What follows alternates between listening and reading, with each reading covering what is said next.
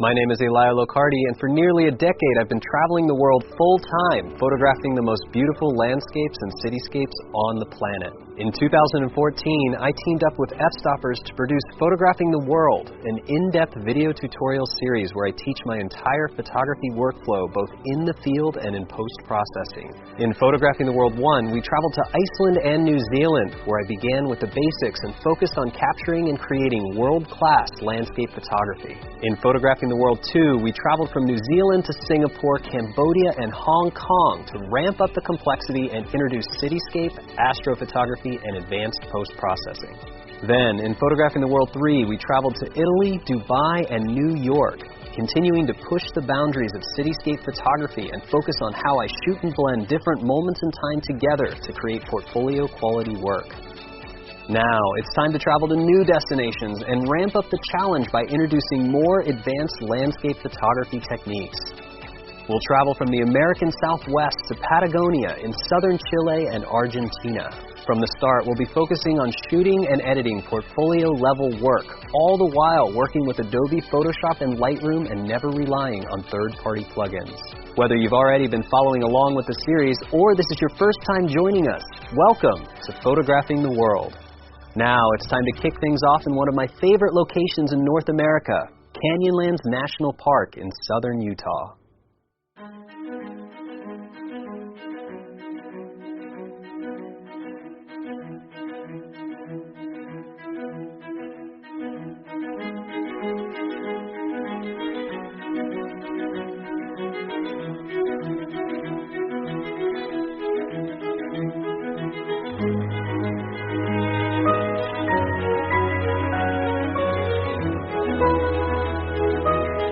Good afternoon, everybody. I'm standing here in front of Mesa Arch, part of Canyonlands National Park in Utah. It's actually right next to Arches National Park, but it's part of Canyonlands, which I find very interesting because it's probably the most photographed, or at least one of the most photographed arches in the world. And while the sun is setting, I'm using that opportunity to scout the location thoroughly because I'm going to be here for sunrise. The sun will rise right behind the arch and it will illuminate the inside of the arch, making it a #1 destination for landscape photographers in the United States. So it's very beautiful, but what do you think that means? It means that there are going to be a lot of people here. So sunrise itself is around 7:30 a.m. I'm probably going to get here 2 to 3 hours early so I can lock in my shot and make sure I get the composition that I really want. Speaking a little bit about composition in general, I'm actually working on a project for Fujifilm right now using their GFX 50S camera, and they're new. By the time this tutorial comes out, it will be available 23mm lens, which is actually an 18mm equivalent, and this camera shoots at 4:3, which if you look at the back of this is basically almost a big square. So the challenge is here, I'm trying to get a series of images of the western United States for Fujifilm to market this lens to landscape photographers and photo enthusiasts in general, which means that I'm pretty much conformed to this lens. Everything that I shoot with this camera has to be shot at this fixed 18mm equivalent. So that basically provides me with a very unique challenge.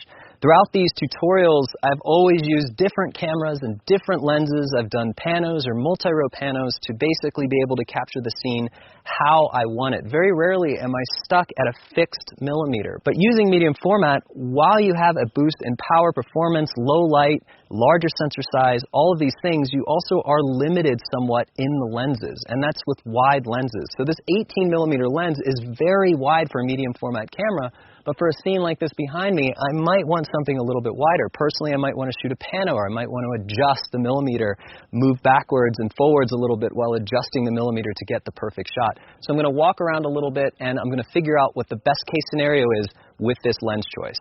Let's start with the most obvious shot, and that's going to be taking a few steps back to try to frame the entire arch into the scene. Starting in the back, you see the entire arch. This is sort of the approach. And I'm just going to take a quick shot of this so we can see it. With this lens, there's a lot of image on both the top and the bottom. I personally wouldn't use a composition like this, but if you wanted to frame something with a deep foreground and some of the sky, You could try, but if you wanted to do it at sunrise, that's when everybody will be here. So there are zero chances that you'd be able to get a clean shot without people. You'd have to be incredibly patient or come in the off season. So I'd like to assure the fact that nobody can really get in front of me. So I'm going to find something a little bit closer. So the next thing I'm going to do is just kind of walk around and figure out composition that could work. And before I start getting too close, I want to find sort of the last position where I can frame the entirety of the arch. And that just means if I take a shot right here, when I say the entirety of the arch, I just mean I don't want to cut the arch off. I want it to end naturally by sort of pinching in on the rock edges on either side. If you want to do something like this, again, it's an okay shot. There's a lot on the top and the bottom in 4x3, but in the morning there's going to be a lot of people. But the light would come in. It could look pretty nice, but I'm just going to kind of move up a little bit more. Now I've moved right up to the arch where there's no way that I can get a complete arch in a single frame. I'd have to stitch some sort of pano. This little area here that I'm standing, this is sort of a stair-stepped area leading up to the arch. If you Google Mesa Arch and scroll down and Google a little ways, you'll see dozens of people lined up right in this area with tripods. And I know that could be a really busy day, but I also know that people will walk right up to this arch. Instinctively, if you've never been here before, you will walk right up, you will look at the landscape. So if I was shooting one of the shots that I showed you guys before with all of this included, there could be 24 people right along here trying to get the shot. So that leads me to believe that the closer I get to this, it will minimize my chances of having anybody in my frame, because the only thing past this little rock right here is a fall. So what I'm going to do is just kind of go right up to this, and I'm going to take one more shot. So now, if we look at this image, there's no way to complete the arch in one shot. Again, I could do a pano, but we're going to talk about using this specific format and millimeter.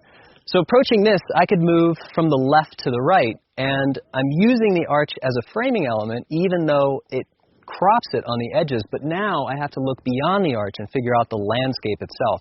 So what I just shot actually crops off the mountain and the sky. The key to this shot is to have the sun rise in frame. So the sun is going to come up right to the right of that mountain in the background. And when it does, if I can capture it in frame, if it's a clear morning, it's going to illuminate all of the inside of this arch, and it's going to backlight these rocks, and it's going to create a beautiful glowy red color. So immediately, if I'm going to get this close to the arch, even if I don't like this composition, where I shot it before, in order to be able to get enough of the sky, I'm going to have to come down a little bit. So I'm either going to have to back up or just stay close to be able to use some framing. And I'll take another shot. So now I have part of the sky, part of the landscape, those really interesting spires on the left. And I also have some of the rocks in the foreground. So right now it doesn't look so good because my shadows cast all over it. We have deep shadows on the landscape itself. But in the morning, it's all going to be illuminated from this way. So everything's going to be illuminated. But I don't really like this center composition. So I'm going to start moving from left to right to find a good solution. So the first thing I want to do is move to the left to this big side of the arch to see if I can make the composition a little bit better. So here's where, for example, I know that if I were to stand, let's say, back here and duck down, and I were to set up my shot just like this, and I love the foreground and I love everything, I'm basically shooting from here all the way over to there. So what does that mean? That means that people can get all in this shot. That's at least 24 people that could be standing in the shot. You could try to get here with a bullhorn and tell people, get out of my shot, but I don't think it's going to work. It's really rude. So my instinct is to minimize any chance of that and to move forward. So if I move forward, crouch down, with this kind of shot, it's a little bit uncomfortable. I can still have the terminating lines of the left side of the arch. Yeah, we look at this image. I still have the horizon, I have the beautiful landscape, I have some of the arch, and I have this area that creates this nice little sideways V shape. Looks very nice compositionally, but I have the arch cropped on this side. So this isn't exactly what I want, but the key with this shot right here is going to be that sun coming up. And I know the sun's going to come up just to the right of the mountain over there. I don't know exactly where because we have no cell phone data in this location. So I've been able to pinpoint it on Google Maps earlier. If it rises right here, That's perfect in my frame. It's going to come up almost just off-center to the right of the frame. It's going to illuminate this. This is all going to turn red. It's going to be beautiful. So based on everything that I've done now, I feel like the best possible outcome for me would be, in this case, to step a little back to get more of the arch itself. I feel like that adds a little bit more character. Practically, if there's a lot of people here, and I won't know until just before the sun rises when I've already picked my spot, I know that something like this is going to be safe and it's going to work well. If I had my choice, I'd stay right here and I'd shoot a panoramic image because I'd be able to get the entire arch, the whole view, rocks on the top and rocks at the bottom. But with this, instead of going here, I'm going to explore a little bit more. I like this. I know this will work, but maybe there's something better if I move a little bit around, find something else. Because my main intention for this, if I were to shoot a pano, I'd have the whole arch, I'd have the whole window look like a window through these rocks themselves. So I think if I move to the right, there's a smaller window. I may be able to still create something that is close to what I imagined for the scene. So let's go ahead and walk to the other side of the arch, the more lonely side of the arch. Just kind of walking up to this, if I stand back a little bit and I duck down, I do not like this plant right here, but if I crop just to the right of the plant and I take another shot, I get a complete sort of sideways arch shape. The arch is actually fully intact. But again, standing back, two things. I know people can get in front of me. And if you take a look at this shot, you can see that by framing the arch in this position, I've cropped the sky. And the sky is the most important element for me to be able to capture the sun and the color and the arch. So I know that I'm going to have to move forward and down a little bit. So I'm going to try to find a position where I can create a complete arch and still get sky. I'll probably have to get a little bit uncomfortable here. Kind of like watching as the parallax changes, and I'm cropping the scene with this rock, and as I move lower, the arch comes down and also creates sort of an eye shape here. Again, to do this kind of stuff, guys, it's okay to get a little uncomfortable. Something like that. So this is a little counterintuitive than how I would have normally approached this shot. But I think it works pretty well. Out of everything that I've done so far, I think it's my favorite. And the reason is, I still get some of the beautiful landscape, but I have a completed arch shape. In fact, in this last shot, I did crop it off a little bit, so I'm going to have to make minor adjustments on my position and orientation to be able to get everything in. Let me just do that now. Just like that. First thing you'll notice, it has a completed arch. You might notice all the other things that I talked about, but you also might notice that the foreground is a little bit blurry. That's okay. So I'm so close to this element right now, excluding all the stuff that's going to be happening in the background. I'm probably going to have to focus stack to be able to get this fully sharp as well. But I'll approach that in the morning to see once I do the finite adjustments based on the shooting scenario in the morning. But for now, compositionally, I think this is going to work best. One thing, though, is I've been doing this all handheld, and I've been moving the camera around in little bits, but I haven't tried to set a tripod up yet, so I'm going to do that before I go as well. But I think that out of everything, this gives me the best chance to still get a good image, utilize the 18mm fixed aspect of this lens, and minimize the chance of anybody getting in my scene. So somebody would have to get right in front of me here. And based on the research that I've done, even on the shots themselves of the entirety of the arch, and just shots of the general crowd, I know that most people set up along those stair-step rocks that I showed you before. So over here, I'm sure there's going to be a few people over here, but most of the people are going to be on that side. So I think out of everything, this is what I'm going to plan to shoot first thing in the morning. This location is a perfect example of why I always scout things thoroughly in advance. Right now I'm scouting the afternoon before so that I can be here bright and early, know exactly which spot I want to use, because it's always more difficult to set things up in the dark, because by the time I get here in the morning, it's going to be about 4 a.m. I'm not going to be able to see any of this landscape, just the arch itself. So I want to make sure that before that happens, I know exactly where I'm going to be placing my tripod. I know this whole lesson so far has only been a few minutes, but I've already been out here for hours trying to find the perfect position for tomorrow. So right now I'm going to go back to the hotel, get a few hours of sleep, come out here bright and early, and I'll see you guys then.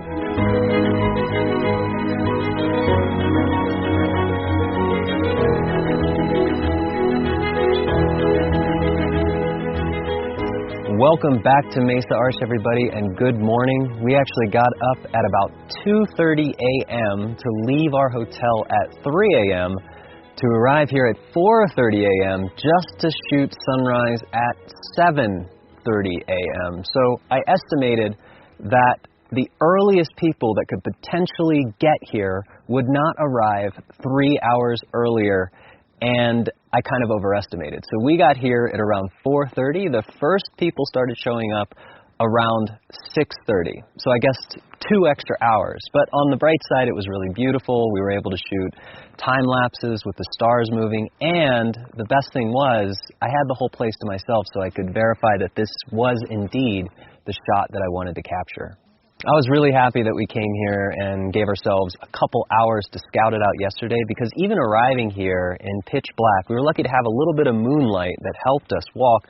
We lost the path a few times. It took us a little bit longer to get here, and then once we got here, it was almost impossible to see the landscape with the arch. The moonlight kind of lit the landscape. I could definitely see this keyhole in the arch here that I was trying to frame, but I had to use a panel light and some headlamps to actually see the under part of the arch, make sure I was framing in exactly how I set it up the day before. This shot was also crucial that the sunrise right in my frame. So yesterday when I was setting this up and this morning as well, I was really careful to position myself low enough to get the mountain and enough of the sky, and far enough to the left to compensate for any miscalculation I had about the sun. Because when I was looking at the direction on my iPhone, it kind of said this way, but I'm actually twisting the iPhone and orienting it with the camera, so I always account for about 10 degrees offset.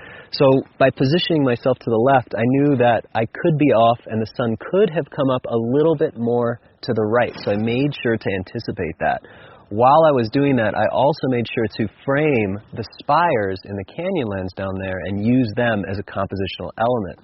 Truth be told, if I didn't have to worry about the sun, I actually like the composition a little bit further to the right. But I think the sunrise and getting that burst, that starburst of the sun, really helps make the shot. When I was scouting here yesterday, I anticipated exactly what was going to happen with the crowd. Most of the research that I did with Mesa Arch in general had everybody shooting on the other side, the popular side of the arch, because that's where, if you have a super wide lens, you can get the entirety of the arch, or you can do a pano, or you can kind of frame in.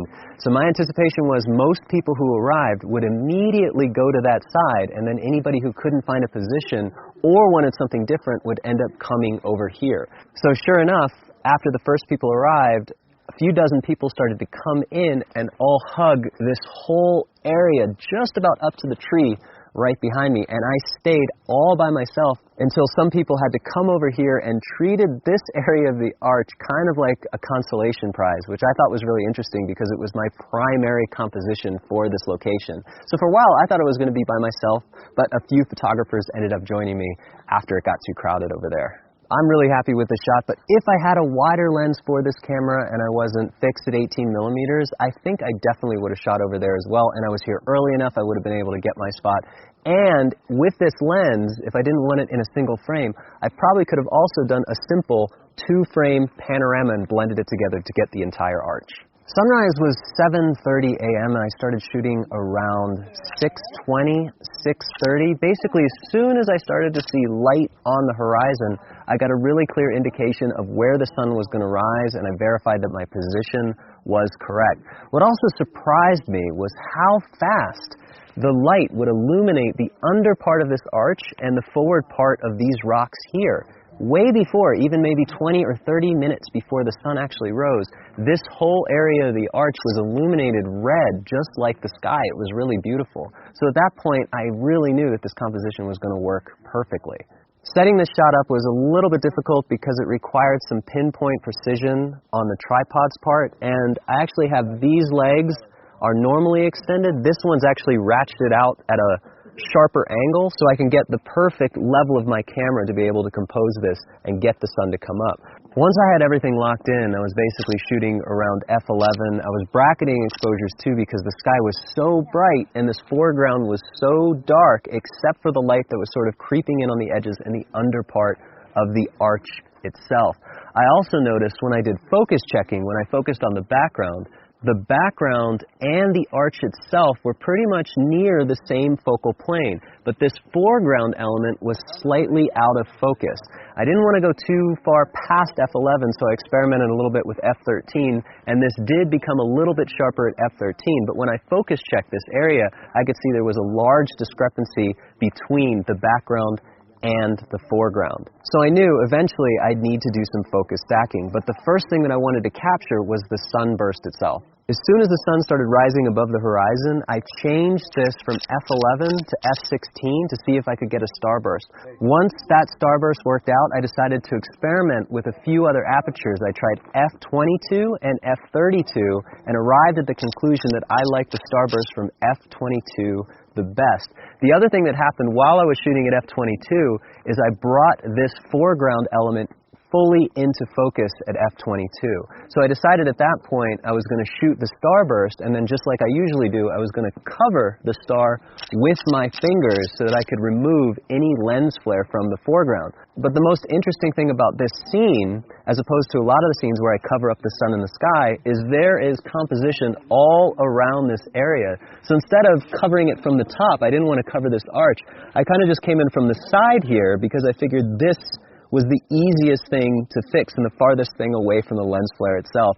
Then I waited a little bit longer. I waited for the sun to hit the top of the arch, but unfortunately it also went behind a little wispy cloud. Since it went behind that little wispy cloud, it wasn't a sharp, clean starburst on the bottom. It starred really nice on the top part of the arch, but it kind of blobbed out in that cloud. So out of the two situations, I kind of like it lifting above the horizon the most because I had a clear sky. Once the sun passed behind the arch, a few things happened. One, everybody left and we were by ourselves. And two, I decided I could take some more controlled frames. So remember, when I was shooting the starburst, I was shooting at f22. And even though I was covering that up to remove the diffraction of the light hitting the front of the lens, when I shoot at f22, it actually hurts the resolution of the image because diffraction occurs. I like to shoot everything between f8 and f11. So as soon as the sun went behind this, and I didn't have to worry too much about the sun itself, I decided to shoot the scene at f11 and do some focus stacking. So I decided to shoot the background. So I focused on the background, which was infinite, shot exposure brackets for that, and then just for good measure, I decided to focus on this arch at f11, and then I shot exposure brackets for that, and then just to follow it up, I also focused right here on the rocks on the bottom of my frame, so I ended up with 3 planes of focus stacking. Now, by my estimation, between the discrepancy of infinite to almost infinite here, I'm probably only going to have to use one of those. But since I was here, I decided to shoot them both just in case. The one that's really important is this one. Now, I know most of the attention in this scene is going to be directed at the arch itself, but I'm creating a keyhole effect, meaning that the bottom of the frame leads into this small keyhole of the background, then leads into the arch itself. And I want this foreground to be just as sharp as the background, so it leads the eye through the image. It doesn't just take the attention away from there. Sometimes when you have a blurry element, especially something in the foreground, the eye really doesn't register it as detail. It just goes right past to the background and the arch. I want this entire frame, since it's a very tall 4:3 aspect, to be interesting and full of texture. It's also important to point out that when you're using a small sensor like I usually do, APS-C or full frame, you actually have a deeper depth of field at the same aperture, meaning that things closer to your camera will mostly be in focus with a wide lens at something like f8. Since this is a medium format camera, it has a larger sensor, you get a shallower depth of field at the same equivalent f-stop. So it becomes even more important to focus on everything if you need it. In this case, I knew I'd need to focus stack on at least the background and the foreground. The other thing I took into consideration here is if I was shooting with the Fuji X-T2, I have the benefit of a deeper depth of field, and it's only 24 megapixels. This is 50 megapixels, and it has a shallower depth of field at f8 and f11. So I wanted to assure that I had everything perfectly tack sharp and in focus. I have to admit, I shot a lot here. I have the base layers when the sun was illuminating the arch and turning it red. Then I have different sun flares and focus stacked images. This is going to be a lot of fun, but definitely some extensive post-processing is going to be required. Next time I see you guys, it will be back in the studio and we'll put all this together.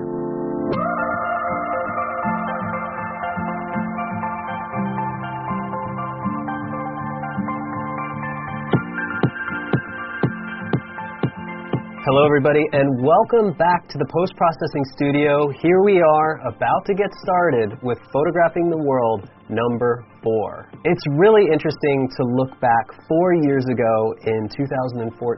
Lee Patrick and I met at Photokina in Cologne, Germany, and we started to talk about the possibilities of creating some sort of epic landscape and cityscape photography tutorial.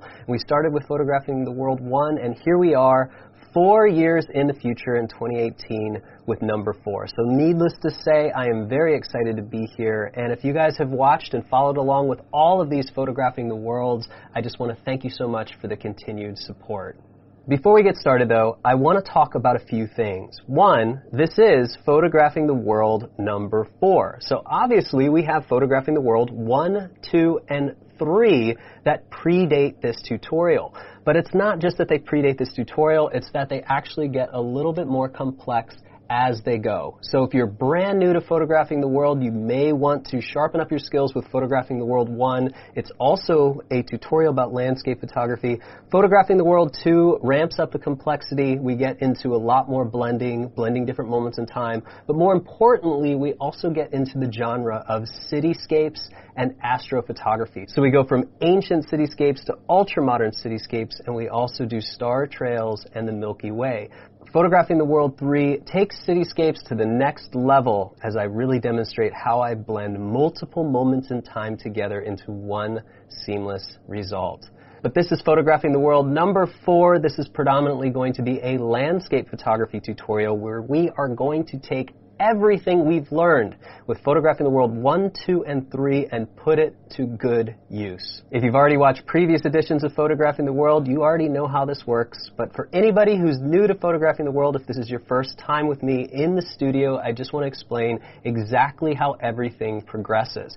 This is a workflow series, meaning that we're going to dive right into these files and learn right from the start how to get the most powerful image results possible. I'll also do my best to build up in complexity as we go. So the first few lessons here, I'm going to kind of reintroduce techniques that we used before, and I'm going to keep things slow, explain things a little bit more, talk about the hotkeys, talk exactly what I'm doing, just sort of as a warm-up. And that's whether you've been watching all of the Photographing the World so far, or this is your first time with me here, I want to make sure that we build up that foundation of knowledge. But as we start to get further through this tutorial, it may start to get a little complex. So don't be afraid to just pause it or backtrack a little bit until you're able to absorb all of the knowledge before moving forward. I also want to point out that while I may use the occasional filter or plugin here and there, we're primarily going to be focusing on using Adobe Lightroom and Adobe Photoshop. Just like all previous editions of Photographing the World, every file is included. So that means you can either follow along or create the same image as I create it in real time. So along with the video files, you're going to have companion files that are going to have the Lightroom catalogs, the completed PSD, and all the raw files and JPEGs you're going to need to complete the same files that I'm working on. If we take a look on the screen here, you can see how the lesson structure works. If you expand Lesson 1, Mesa, Arch, Sunrise, you'll see a folder with the Lightroom catalog. The catalog included the PSD, the final PSD, this is a lower res PSD file, and all of the raw files or JPEGs that we're going to need to create this from start to finish. So at the beginning of each lesson, we'll be opening and starting with the Lightroom file. Now I want to point out a couple things, especially at the beginning of this tutorial in the first few lessons. I may have shot 200 to 800 different raw files, and we'll need to go through those raw files together and select the best ones that we want to use for the final image. But this is not the same Lightroom catalog you're going to have. The lesson file is only going to contain the necessary raw files that we need to produce the image. So basically what we need to do together is take a look at all the raw files, figure it out, cull it down to only the necessary ones, and those are the ones that you guys are going to see included in each lesson file. Also, don't panic if you see some JPEGs instead of RAWs. Since we're using medium format cameras here, File sizes can be a tad ridiculous, so sometimes I may need to swap those RAW files out for JPEGs to save some space. But rest assured, any of those files that I decide to replace as JPEGs are still going to be definitely good enough for editing, especially for the education process. I just don't want you guys to panic if you see JPEGs instead of RAWs. We're almost ready to start the first lesson, but I want to cover a few more things. Inside of Lightroom, sometimes when you open up these Lightroom catalogs, the files can become unlinked. In other words, the files may have been moved. You might have moved them to a different folder in your directory. And you'll know that when you open the Lightroom catalog, and around any of these files there's going to be a little question mark. But that's okay. If you go to the library panel and you have that question mark, you can just go to the original input folder, right-click it, and say Update Folder Location, and just point it to wherever these RAW files happen to be, and that'll fix the problem. Let's take a quick second to talk about hotkeys. Now, I'm on a Mac. Many of you guys might be editing things on a PC, and that's perfectly fine. Just know that when I call out a hotkey, if I say Command-C on a PC, it's going to be Control. If I say Option on a PC, it's going to be Alt. It's as simple as that. For all of the post-processing here in the studio, I am going to be using a Wacom Intuos Pro Medium tablet. And I've also done a few things to the binding keys here. So I don't just have the pressure sensitivity here on the tip, I also have two additional buttons, one here and one here. Let's take a look at how I have those mapped. Inside the Wacom tablet options, you can see under Applications, I have the Pro Pen selected, and I have all other applications. I have this button on the top set to right-click, this set to pan and scroll. Well, I've added one extra thing here for Adobe Photoshop CC, and that can be any edition that you're using. Under this, I've added a modifier, and under here, I can actually go Keyboard Modifier, and I'm going to set this to Control and Option. I'll just cancel that because I've already done that. What that allows me to do inside of Photoshop using the brush tool is actually control by clicking that button to the left and the right, the size of my brush, and up to down the hardness of the brush. So if you see me doing this, you're going to know exactly how I recreate it using the Wacom stylus. If you don't have a Wacom stylus, you can hold Control and Option on the keyboard and click and drag left and right, up and down. One other thing to point out, if you don't like using that method, you can also change the size of the brush using the bracket keys. So there are many different ways to do this. This just happens to be, for me, the easiest and most efficient way to do so. We just have one more thing to talk about really quick before we get started with the first lesson, and that's the fact that we are providing every single RAW and JPEG image necessary to create these files. In other words, we're giving you access to everything for educational purposes, so please do not print these in a gallery or try to sell or license these images or publish them online as your own. If you want to publish them online, please say that these were from Photographing the World, the tutorial, and that you used them as a learning process only. Do not try to pass them off on your own.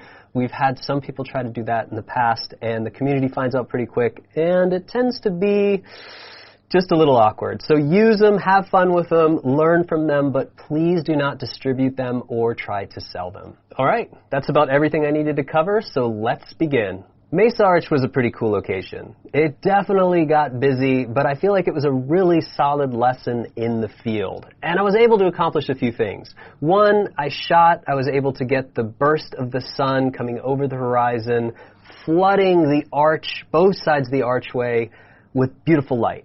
The other thing I needed to do was cover that up so I get rid of all of the lens flare. But then in the field, we took it a step further, and I shot additional versions at different focal planes. So I shot a focal plane for the background, the middle ground, and the foreground. So right off the bat here with lesson one, we actually have quite a bit to cover. We're going to have to do the base blend of the image and then bring in the sharp focused foreground element and then seamlessly composite it all together in Photoshop. But just like every other lesson we've been through together, I'm going to walk you through that step by step. But let's go ahead and take a look at some of what I've captured. So here is the master Lightroom catalog for every single one of those images that I shot.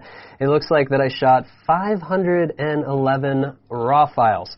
So that's definitely more than we need to use. But basically, I was trying to capture this element, and this is basically straight out of camera. You can see that burst coming over the horizon, starting to illuminate and create that beautiful light, that rim lighting on the rocks here, on the bottom and on the top.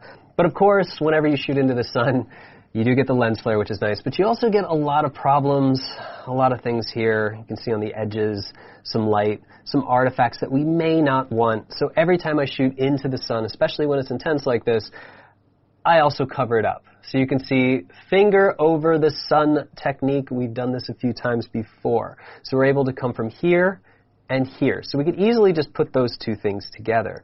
But let's take a look at everything that I shot. So this is way forward in the future, but remember we arrived really early, actually when it was full dark. So you can see this progression here. If I just thumb to the right, you can see everything that starts to happen as the sun starts to come up here. So the sun, I'm bracketing, and as I move forward in time, we start to get some really nice light in the sky. So I really want to show you guys this. This is a really nice example. Beautiful texture in the sky, way prior to the sun actually coming up and having that burst action happening on the horizon. So I've kind of marked that one out there, and you can see further, more shooting, until we actually get the burst itself. Well, this is really interesting. If I've shot 500 or more, in this case, photos, how do I actually choose the right one? Well, I'll actually go in, and I've already marked the ones that I want to keep, but I'll go in and I'll select all of the ones that I might want here. So as soon as that sun started hitting the horizon and accumulating that lens burst effect, I'll actually just go ahead and select them and start previewing them. And I'll also do this so I can double check my settings. So here I've got about 10 of them selected. Let's select a few more like this. So I'll start here. Let's start at the beginning. So this is just when the sun started to come up. You can see that the burst, it has potential, but it's not that intense yet. And as I move forward in time, you can see it becomes more and more and more intense, to the point where it might be a little too intense because it's already lifted above the horizon. So if I go too far forward, I also started messing with different things. Like, for example, this is f11. So at f11, you can see that I'm getting some of the starburst effect, definitely the flare effect on the lower right. But if I back it up to a previous shot at f22, we're starting to see the texture, or all those little streaming lines from that starburst. So I did shoot throughout the entire time, but I also picked some different f-stops. And you guys remember from in the field, the more I turn the f-stop up, 22, even 32 sometimes, I'm going to get a more defined burst. So I went through and I decided, you know what, I think that something like this is going to be a good combination. And when I chose that, I also have all the exposure brackets. So we have everything we need to blend this back together. And you can see the final bracket here being something close that we want in the shadows, but we may need to roll it back a little bit. So what I'm going to do is actually highlight these. Now I've done something else though. If I go forward in time, I want to show you guys, this is way forward in time, I also want to show you the focus bracketing. I didn't do any focus bracketing until we actually finished shooting the sun, because I wanted to make sure the sun was actually past here. So here we have focused foreground and focused background. And I want to show you guys exactly how this works. So here we go.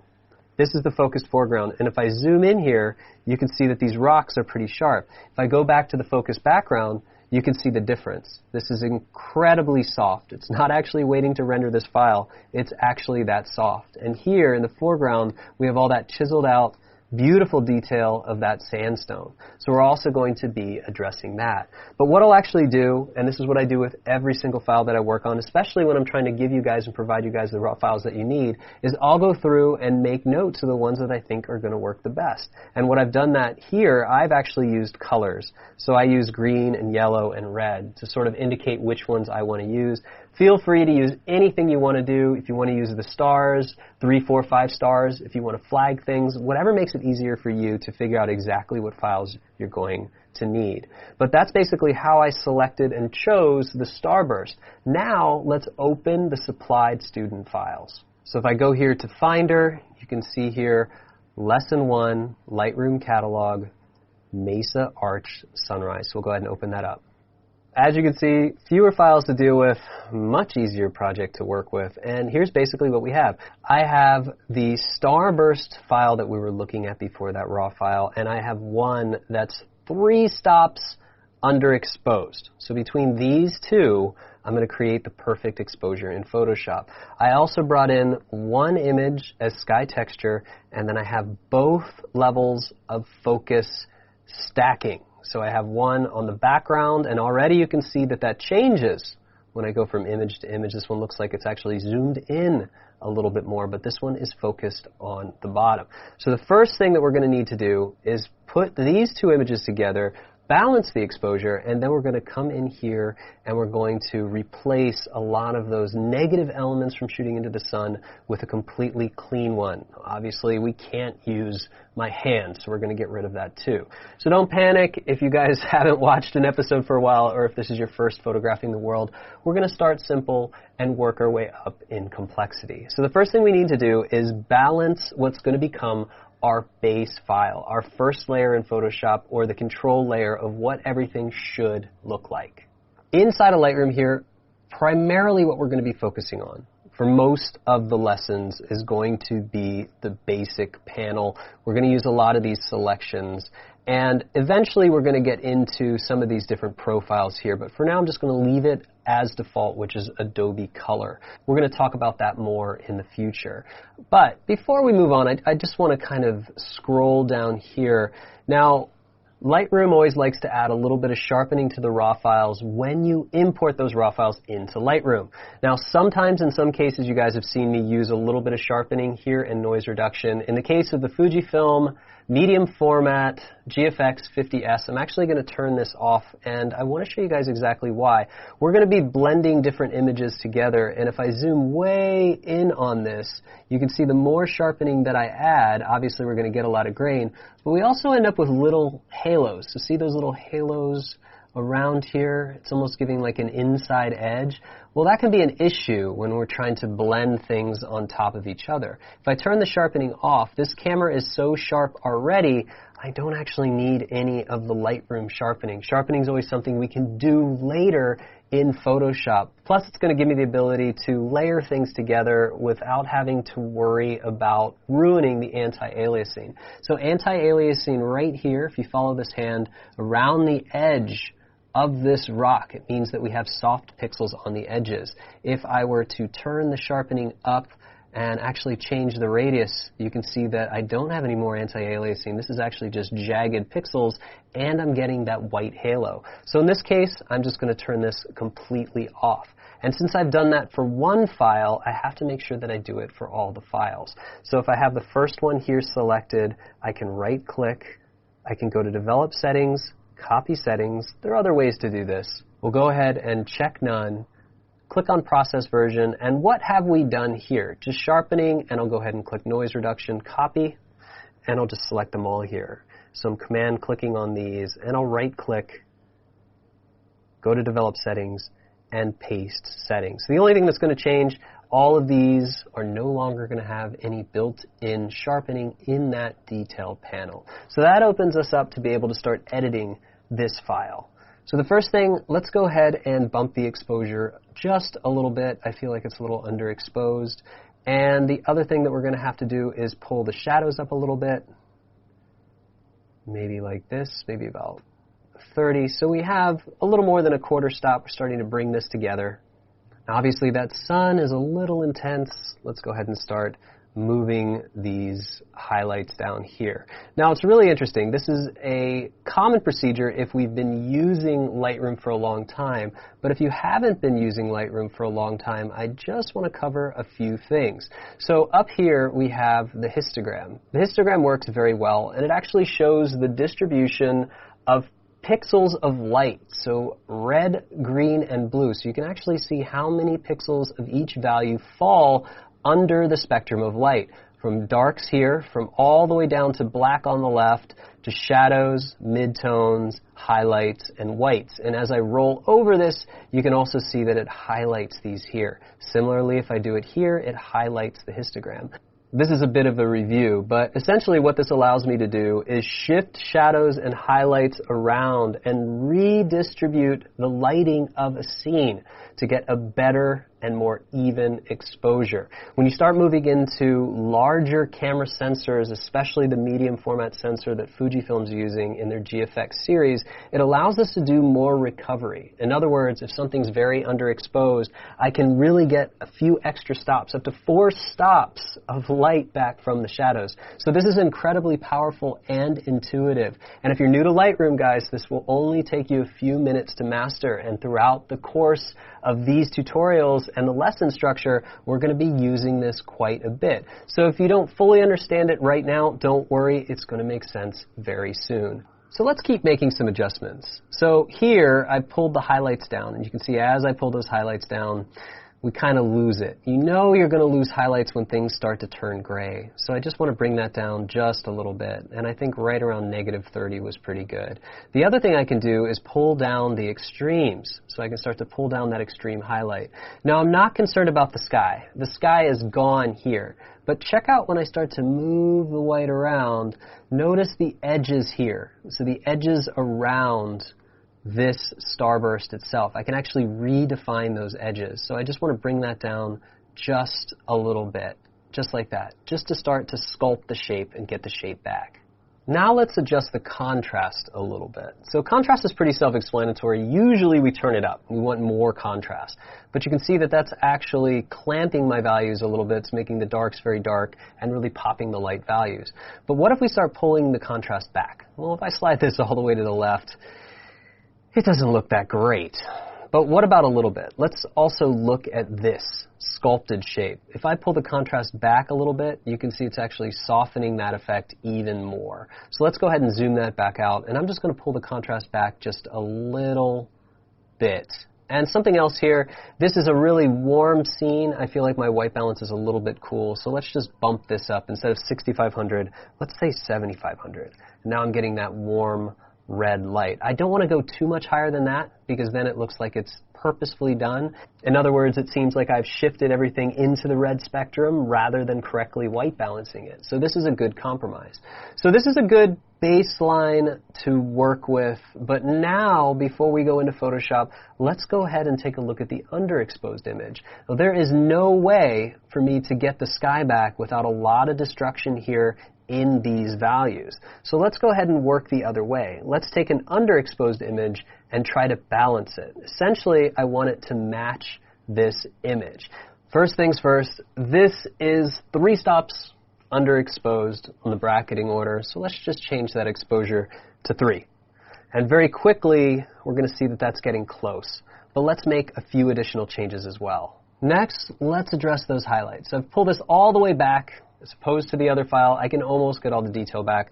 I don't want everything, so let's just go ahead and pull that down about there. That looks good. So around -40. In the shadows, we want to bring that up because we really want to ramp up that detail. Let's just go ahead and make it pretty dramatic. Now we're going to have to address the whites. The whites are going to be these highlights. Let's pull these highlights back again, something around there. The other thing we're going to need to do is match our white balance. It was 6,500 like the last one. Let's make it 7,500 so they're even. Now really, balancing these, the one other thing that we want to do to match it, let's go ahead and pull that contrast down. If I pull that contrast down, you can see that it's taking down the intensity of the light. Right now I want to match what we did before in the previous file, but I do want to address that we have to make sure that we keep this highlight. We want to make sure that it feels intense because we are looking into the sun.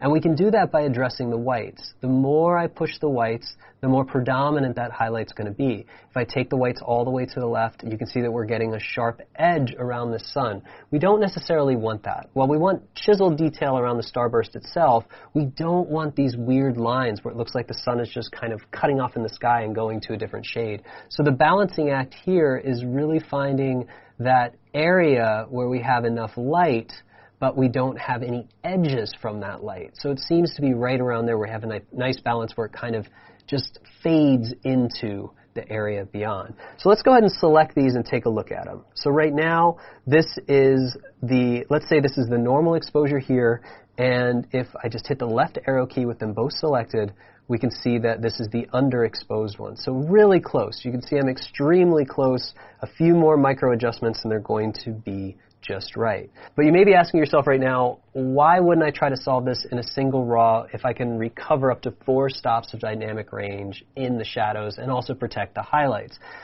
Here's why, and I want to show you guys exactly why we have to worry about too much recovery. Now, if I zoom in here, let's go ahead and zoom into the background. This is the natural exposure that I just worked with right here. But if I go and left arrow, you can see that this is the underexposed. Let me do that one more time. Natural exposure, almost straight out of camera, barely adjusted. This is the one where I've actually recovered more than, with the shadow boost, 4 stops. And you can actually see that there's quite a bit of noise in the background. One more time again, clean, and then with 4 stops of recovery, a little bit of noise. Now bear in mind, at 4 stops, that's remarkable that there isn't more noise than this. And if you were going to publish this image to Instagram or Facebook or even print it fairly small, it wouldn't be a problem at all. But if you want to use the medium format sensor to its complete potential and you want to print wall size, gallery format prints, then we want to start paying attention to these little details. So what I'll do is a lot of the times, if I can solve it in a single RAW, I'll double check if I only pushed 1 to 2, 2.5 stops. But if I went to the extraordinary route, pushed it too many stops in the shadows, I'll always double check and see if there's a noise problem. So in this case, I feel like the noise is a little bit too much. So I'm going to combine these together inside of Photoshop so I have the best of both worlds. I have the highlight area that I want, and I have the integrity of the background as clean as possible. Now that we've done the basic adjustments, it's time to bring these layers into Photoshop. And there are so many ways to do this. I could right-click them here, and I could say Edit In, and it's going to give me the option to bring them into Photoshop. I don't actually use that method. If I do that, it will send them to Photoshop, but it will also import the PSD back here into Lightroom. I don't want to have any PSDs associated with this Lightroom catalog, so I'm going to do a different method. My favorite method, the export method. So right-click, export. We're going to go to the export settings. Since this is the first time we've done it, let's walk through the settings. Now I have a folder on my desktop called Temp. And inside of that temporary folder, I can throw 100 different files into it as I'm working, and I'm never concerned about them. In other words, as soon as that folder starts to get a little bit too full, I automatically empty it. So it's kind of like just a junk folder for working files. I'm going to go ahead and export everything out to PSD, highest color space possible in ProPhoto RGB, and I'm going to use a bit depth of 16 bits, resolution of 300 dpi, all metadata, and after export, I'm going to tell it to open up in Adobe Photoshop CC 2018, just so I don't have to locate those files. And I'm going to click Export. All right, welcome to Photoshop, everybody. So I have 2 layers, 2 panels here, and you can tell which one's which here. This is the one where I've retained some of the detail around the sun, and the one where I have all of the detail in the foreground that I want. So the way that I want to get these files together, and again, there are so many ways to do this, I like to use this particular method, and that's select the one that I want to bring in, and I'm going to select all. Hotkey is Command A. I'm going to copy, Command C. After it's copied, I'm going to close it with Command W. You guys are going to see me doing this a lot. Next thing, with this one open, I'm going to paste it with Command V. And what that does, it brings one layer on top of the other. Right off the bat, I'm going to start by naming these files. We're going to call this base image, and we'll call this highlights.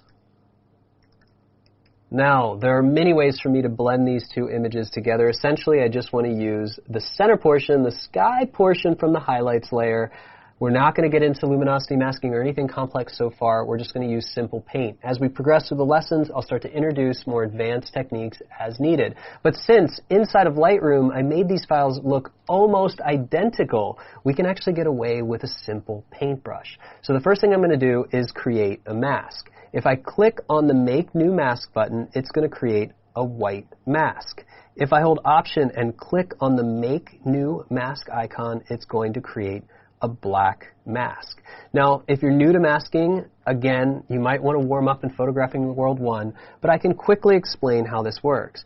If the mask is white, it's fully visible. If it's black, it's invisible. And in this case, it's the only layer, so we can see it's invisible. We get the checkerboard pattern.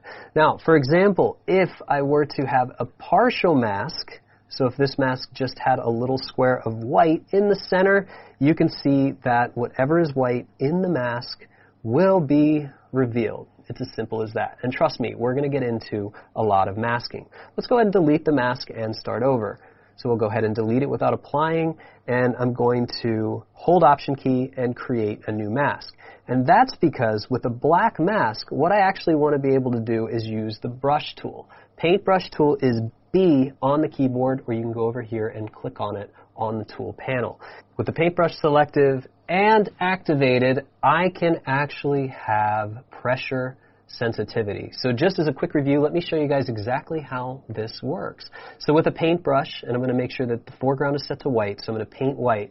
If I paint 100% opacity, you can see that I basically have a white mask. Now I can change the hardness just like I showed you guys in the intro to this with a brush, and I can change the brush.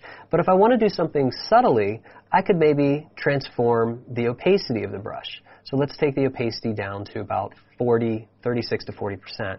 If I start to paint, you can see now it's putting down that precise amount of opacity. Now there's no pressure sensitivity here, even though I have it on the stylus.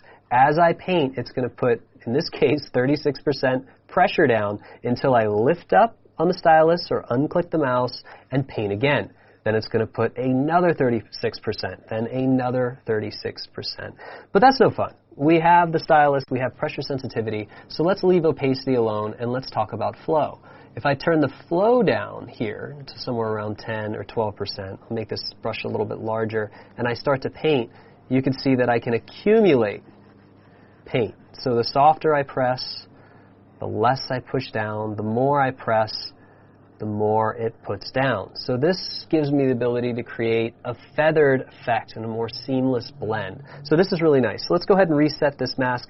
I'm just going to flood this with black. So you can see here, white is my foreground color, black is the background color. On a Mac, if you hold Option and press Delete, you will flood the mask with the foreground color, in this case white. Option Delete, flood with white. Background color, Command Delete, flood with black. If you want options, you can hold Shift Delete. And it's going to ask you if you want to do the foreground, background, or a different color, or a pattern, or anything else like that. So there's many ways in Photoshop. I always like to say in Photoshop there's 68.5 ways to do everything. I just like using this way. It's faster with a single hotkey. So with a black mask, let's go ahead and paint in just this portion. Really easy. I can just go ahead and paint that sky back in. And I'll change the brush, make it a little bit smaller. Change the flow to 10 so I can be a little bit more subtle, just here right around the edges, just like that. And that works pretty well. So right now we have the base image, we have the highlights, pretty simple, pretty standard. Now if I zoom in here, we zoom way in, you can see I still get the integrity of the background. If I disable this mask, and if I want to disable it, Shift-click the mask itself, you can see that I show what was actually behind. And especially when we start to get down here, you can see that that other layer on top is much more noisy than the layer underneath. So in this way, if we're using just this mask, we can take advantage of correcting the highlights, getting the highlights that we want, but still using the exposure as a base image that's noise-free and much more clean. Now it's time to go back into Lightroom and bring in some additional elements, but first, we should probably save this. In fact, if you're in Photoshop, save as often as possible. So what I'm actually going to do is keep this in the temp file, but I'm going to save it, Command-Shift-S for save with options. Now, this is going to be a pretty massive file. I'm going to name it Lesson 1 in Progress. And instead of Photoshop, I'm going to go ahead and create a large document format. Now, this is really interesting. A PSD, a Photoshop file, can be up to 2 gigs. Now, since I'm using these giant medium format files, after about 6 or 7 layers, it's going to exceed that data limit. So I can create a big Photoshop file, a large document format, which is a PSB. So by doing that now, I can go ahead and hit save. Now, if you have a problem and you save as a PSD, Photoshop says cannot save because the file size is too big, just go up to that dialog again, resave it as a PSB, and you can have a file of any size that you want. While that's saving, we'll go back to Lightroom, and let's take a look at some of the other files. So right now, we've gotten this one, we've balanced these together, but most importantly, we have to get rid of all of this junk around here. Look, we have this beautiful lens flare, but then we have all of these, well, let's just say it, ugly little things that ended up on the front of the lens.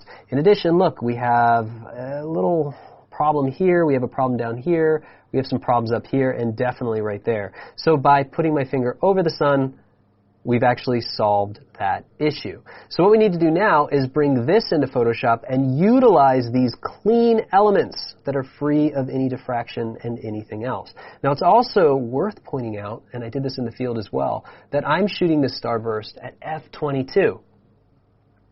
But when I decided to cover up the sun, I changed those settings to f/11.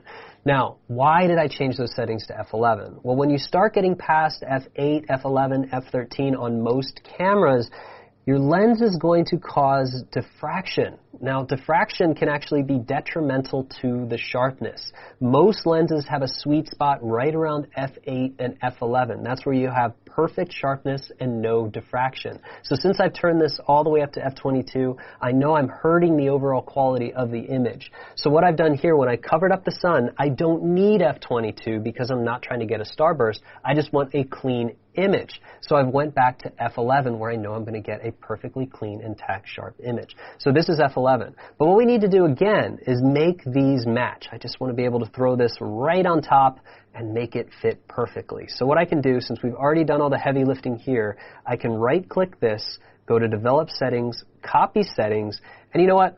Just check all, copy, go to this, Develop Settings, Paste Settings. Now that those settings are synced, let's just select them and take a look. We should be able to see this a little bit better. Before and after, that's almost identical. And you can really see that. Look at the detail difference here. From here to here, all of those negative things go away. And actually, as a side effect, since this is forward in time, this is a few minutes further in the future after I've shot the lens burst flare effect, I decided to cover that up. So if you look down here, into the infinite valley down here, if I go to this one, you can see that I'm actually getting some extra highlights. So as a bonus, get rid of all the problems from the light hitting the glass on the front of the lens, and we actually get some nice, beautiful highlights in the valley beyond. So let's go ahead and get this into Photoshop as well. Now, I'm going to right-click and say Export. But since I already have all of the settings that I needed, in other words, I'm not changing anything, I can say Export with Previous. It's going to save this out into that temp folder and bring it into Photoshop for me. All right, my favorite hotkeys again. Command-A, select all. Command-C, copy. Command-W, close. Command-V, paste. The camera never moved. I didn't change anything but the f-stop, so right now, if I just put this on top, it doesn't move at all. Now, it looks like it moves a little bit, and you can see that because the shadows actually move. This was forward in time, so you can see the image itself is staying exactly the same, but I have some chiseled out detail in the shadows. So it may look a little bit different, but I assure you guys it's in the exact same place. So let's go ahead and do this a little bit differently. Instead of starting with a black mask, like we did on the highlights, we'll call this Clean Layer. And with that named, let's just go ahead and create a white mask. I'll select that mask, go to the brush. I'm just going to change this brush, make it a little bit larger. And I'm going to need to swap this palette. So I can click on the swap palette. And with my foreground color as black, I'm going to paint black. Foreground color is white. I'm going to paint white. If you want to do this quicker, you can actually hit X on the keyboard and swap between that palette. So it'll save you a little bit of time. Let's go ahead and paint out my hand. We do not want my hand. I can change the flow. It's on 10 right now. Let's go up to 80 by pressing 8 on the keyboard. Let's just go ahead and paint all that out. We know we don't want this. That's pretty obvious. Doesn't matter how nice your hand looks. You can't leave it in the scene. Unless you're doing an Instagram ad for gloves, then maybe it would be acceptable, but I'd suggest a better composition. Now, let's just go ahead and paint out what needs to go. Now, here is the key to this. This image we want to use as much as possible. If I shift-click this mask, you can see we've gotten rid of some of it. But if I disable this altogether, you can see I want to bring in some of that starburst effect. So this is where it gets a little bit more artistic. We actually have to zoom in a little bit and paint more of it in. So what I'm going to actually do is remove some of this, but I'm going to use a really light brush.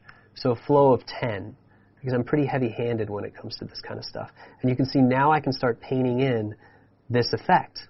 And we'll go ahead and bring this part in so it blends nicely.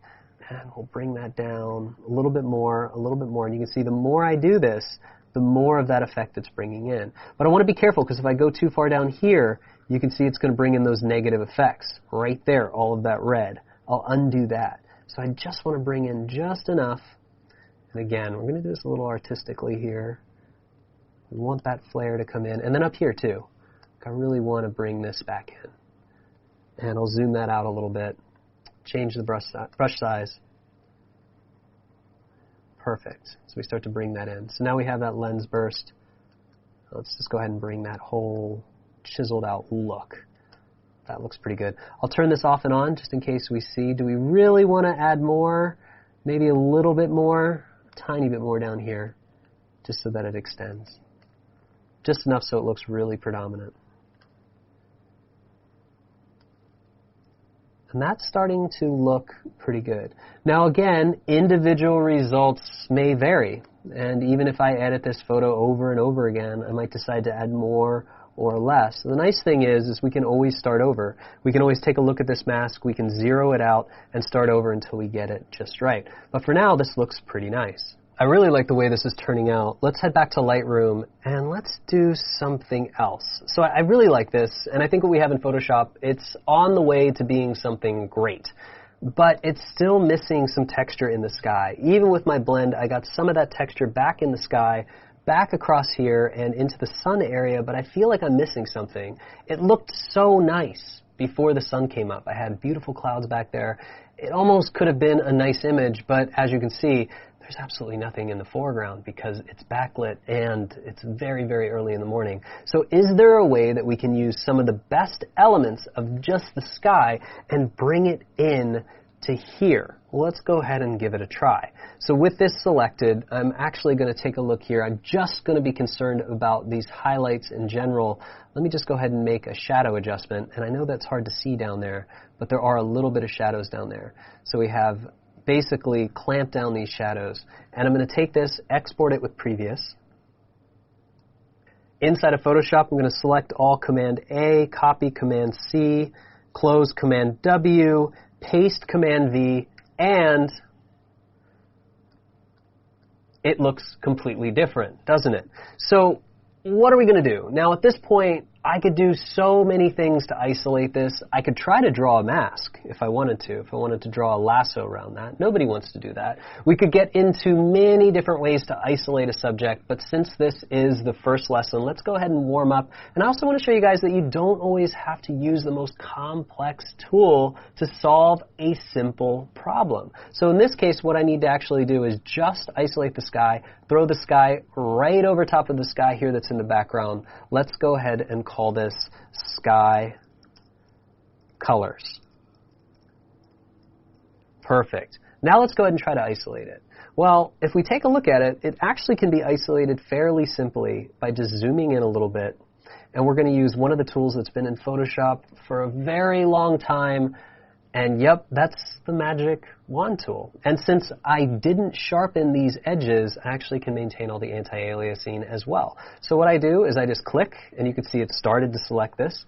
Hold Shift, and I can add to that selection. And you know what? Let's just go ahead and quickly select this entire area just by Shift clicking. Now again, there are 65 or 68 and a half ways, I think that's what I said last time, of doing everything inside of Photoshop. Maybe there's just like 5 or 6 ways to do this, depending on your time threshold and what you're trying to achieve. But at this point, it's mostly selected. Let's just go ahead and zoom in here And with the wand tool, which is conveniently W on the keyboard, you can see I missed a few spots here. I'm just going to follow this edge around and sort of figure out if anything needs to be cleaned up. And you can see here too, we sort of lost that edge. No problem, really easy. We just go around and clean it up. Now if you drew the selection yourself, it may be just as accurate, if not more, but you had to draw it yourself. Sometimes, especially in a case like this, you can see we just have to add a little bit more to the corner here. Really easy to do. This is super contrasty. In other words, the discrepancy from light to dark in any color range is so extreme that even something like the magic wand is going to be able to pick this up no problem. So with this, let's go ahead and back it up just a little bit so we can see the whole thing. Let's go ahead and take all of our hard magic wand work and apply a mask. So before, when I created a mask, I could create a white mask or by option clicking a black mask with any selection enabled. Inside of Photoshop, if I click on the Make New Mask button, it will apply that as a mask. And as you can see, that looks, well, it looks like crap. So there's still a little bit we need to do. But why does it look so bad? Well, we're actually putting a sky on top of another sky. And that sky just doesn't terminate around the mountains. We're actually covering up the sun. So like this, any percentage of this is not going to work. So let's experiment with a few different blending modes. Let's go up here. Let's say, what's multiply going to do? Make it worse, so we know it's not going to be multiply. In these types of situations, essentially what I'm doing is trying to get some of the color and texture back. And we can do that typically with overlay. So you can see now overlay, while not perfect, it is not causing the same kind of dramatic effect. Now obviously it's not a total amount of itself, like a normal blending mode is just going to be 100% itself over top of this image. It's actually going to use blending procedures to actually get it done, which looks pretty good. Still a little intense, so I'm going to change overlay to soft light. And with soft light, you can see now I'm getting some really nice sky texture. So this is pretty cool. So we've actually accomplished a couple different things. One, we've created a selection of just the sky. And two, by creating a selection of just the sky, we've also dropped in a baseline, something to work with to start changing the color and texture of the sky and getting back those extreme, very, very extreme highlights. So with this selected, we can modify it. Right now, it seems a little bit light. So let's go ahead and create a new adjustment layer. Now adjustment layers are amazing. I use them all the time. And essentially down here, when you create a new adjustment layer, we can create any of the color and contrast adjustments that you can in Photoshop. But if I were to create a curves, it brings it in on a layer. So right now, if I were to darken this, I want to darken the sky, and I pull this down, I just do a big gamma shift down here, you can see that it's just applying it to the whole image. Now really quickly with curves, it's the same thing like a histogram here, shadows, midtones, highlights. So if I do this, you can see that I'm adjusting the highlights. Up here, I'm adjusting the highlights. You can see here I'm adjusting the shadows down here. And I can do anything in between if I want to just adjust the shadows and move the highlights. For something like this, I'm just trying to darken the image. More importantly, however, I want to just adjust the sky colors layer. So we're going to use layer linking. If I hold the Option key, click between the layers, it's going to link this. It's going to give me a little arrow. It's going to shift it over to the right. And now you can see that it's just applying it to that layer itself, which is great. So now what I can actually do is figure out exactly how dark I want this to be. And I may actually want to bring some of the highlights up, some contrast, just like that. And that looks pretty good. Now we can actually address some of this. Maybe it's a little bit too intense. We can actually take the opacity down just a little bit. And you can see now we're starting to get something back. So this is a really good start. Here comes some of that texture back to the sky. But now that we have the sky isolated, we can take it a little bit further. So we're going to call this darken. So it's an adjustment that's darkening this layer. And when you come back to this PSD later on, included with the source files with each lesson, all of these files are going to be exactly the same and named exactly the same way. So if you ever need to refer back to anything that we've done together here in the Classroom Studio or on your own later, it's all going to be here and intact. So here we have the darken layer. Let's go ahead and address something else. Well, you know, that looks okay, but I feel like the sky is just a little bit warm. Is there any way we could make it a little bit more blue? What if we added an additional curves layer? Again, we only want it to affect the the sky colors layer, and you can see now that is underscored, and we have 2 layers. So I can change the RGB. We've done that. That's everything. But what happens if I just go into the blue? What if we add blue back to this? And you can see as I do that, you can see that sky starts to turn a little bit more blue. Now I'm having to go really extreme on this. Really extreme on this. So I'm just going to clamp it down here and bring it up. Just because I'm going extreme, you can see there's not much blue here to manipulate, but I want to make it look pretty nice there on the top. I can also go into the green channel and the red channel, respectively, and make changes. So as I pull the red down, you can see that I'm getting more of a teal color sky. Now what I'm trying to do here is just balance that. If I add green, you can see that I can make the teal more intense, or I can make the blue just a little bit more intense. And toggling between these, you can see that I can really start to manipulate that color. See, I can get that blue to be a little bit more pure, and I can actually get it to be a little bit nicer here on the top. So that looks pretty good. But now the sky's a little bit too blue, and this is not as nice. So if I take this curves layer off, I really like the heat on the bottom of the sky, and I really like the blue on the top of the sky. So what I'm going to do here, since this comes by default with a mask on it, I'm going to paint out this area. In other words, I just want the blue layer to have an effect on this portion of the sky. Instead of painting, however, I am going to use a linear gradient. Now notice how that's set to black and white. Same thing as I toggle the foreground and the background, I can decide if I want to start with black and go to white or white to black. In this case, I'm going to select black to white. With curve selected, I'm going to click right about here because this is about as far down as I want the blue to go. And anything inside of Photoshop, if I hit Shift, it's going to lock it to 45-degree angles. So you can see here, I'm locked to a straight line, and I can draw this from here to here. So that looks pretty good. But you know what? Let's try that again. Let's make it a little bit more of a drastic fall off. It's a little bit too much. Let's try again. Let's start maybe here to about here. That's starting to look pretty good. So you can see now I still get some of that color, the strip of the sky, and now I'm starting to get some of that beautiful blue. So at this point, we can take this, clean it up a little bit, drag it here to the Create New Group, and we're going to call this Sky Texture and Color. Now the reason I've done this is I want to zoom in a little bit here and address one thing. Now my masking was pretty good, but it wasn't perfect. Now I've already addressed that if I go back a step, I can change the opacity of this. And if I bring the opacity of this down a little bit, if we look at the edges here, those edges, as I change the opacity, those edges will become less intense. So as I start to bring that down a little bit less ambitious at about 70 to 75%, that's going to fix it a little bit. But what this allows me to do by creating a group is addressing this masking. Now the first thing though, before I address the masking, I also want to point something out. Let's take a look at the edges. These edges are really sharp. Now the edge of my landscape, however, is fairly soft. See that anti-aliasing? So right now with that selection, there's not a lot of that anti-aliasing intact. So what I can actually do is go ahead and select this mask, and up here in the properties, you can see that I can change the feather. If I start to change the feather, it's going to soften that up. Change it too much, and it's going to look bad in a different way. So what we actually want to do is just give it about a 1 pixel feather, and you can see that that's going to soften that up a little bit, maybe even 1.1, 1.5 pixels, until that looks soft on that mountain edge. The next thing that I can actually do is create a mask here on this group.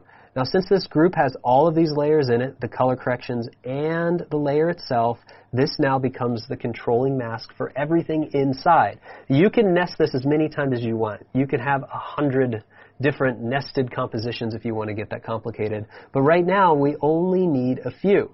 And the reason I want to do that is everything else, all these other edges look really good to me except for this area down here. So rather than trying to clean that up, what I'm going to do with the brush tool selected, we'll back it up just a little bit, make this a little bit smaller, zoom out here.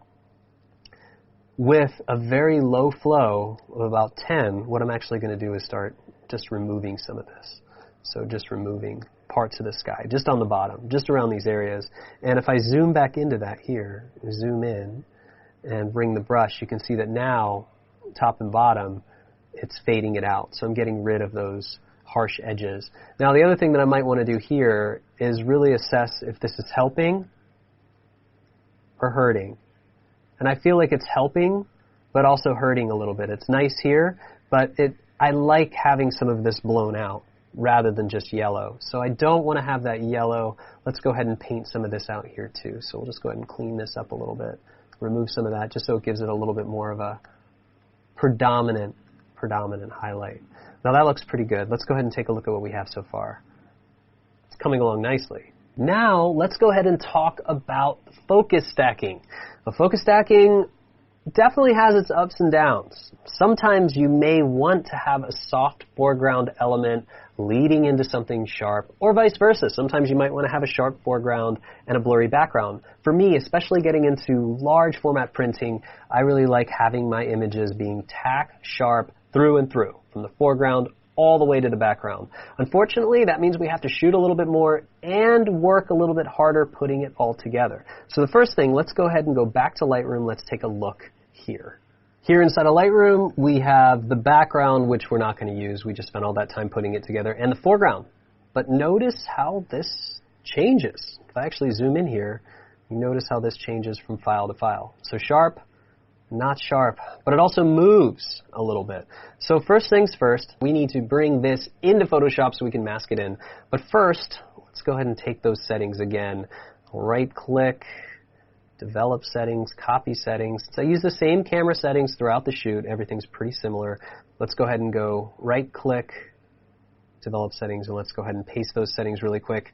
And we'll just toggle this back and forth from the background to the focus stack. Now, this shifted so much forward in time that the sun's actually behind the top part of the arch. So notice here on the top, this is nice and red, this is nice and warm, but here, even with that white balance adjustment, it's just not the same anymore. So let's go ahead and make additional changes here.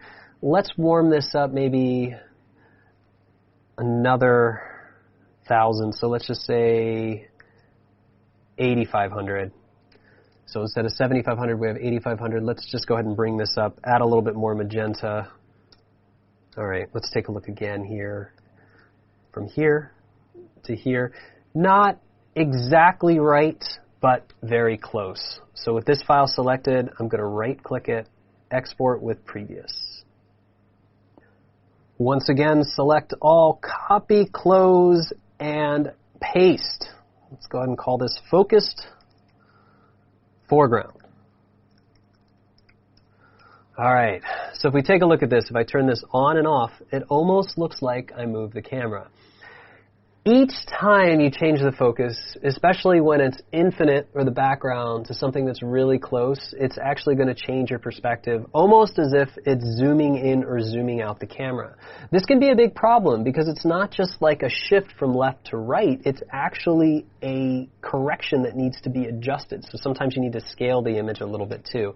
This can be really difficult to do manually because you can see here down. If you pay attention to the bottom right side here, it's changing quite a bit.